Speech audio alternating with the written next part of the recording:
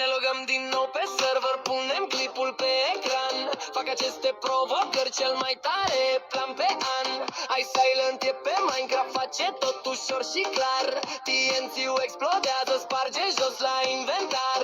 Iar Silvatic e o fată printre jucători umit. E regina din Roblox, face obi la infinit. În Sled Battle se adă palme, are forță și valoare. Ea câștigă meciul sigur, cea mai bună jucătoare. Sunt Silvatic și iSilent, ei sunt duo genial. El e rege, ea regina, fac un clip senzațional. Dați un like și un subscribe să ajungă un milion. Când se joacă ei doi, stau pe net cel mai bun ton.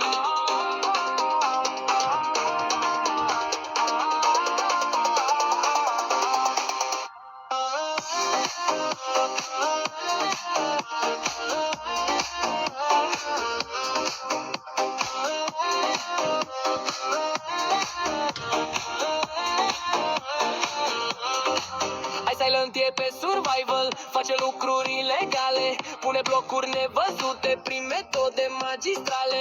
10 ore construiește, face o bază de oțel, să nu intre niciun zombie, să nu treacă de nivel. Iar Silvatic de comenzi ea trolează pe canal, fuge iute de un tată într-un mod fenomenal.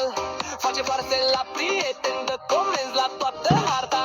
Cu noroc și cu mult skill, fata își mai schimbă soarta.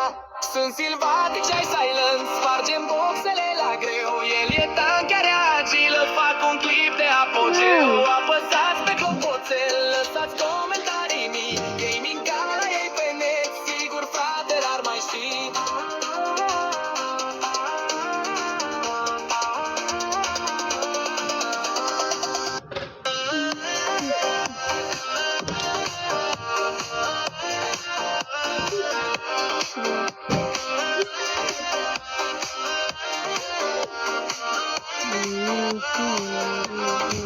Ne jucăm la 3 noaptea, testăm mituri de groază.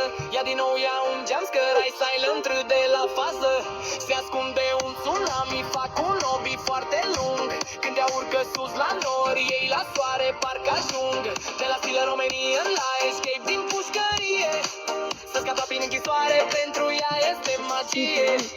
Au adus și mărciul nou, anorație ce stau bine. El și abat orice joc, fără frică sau rușine.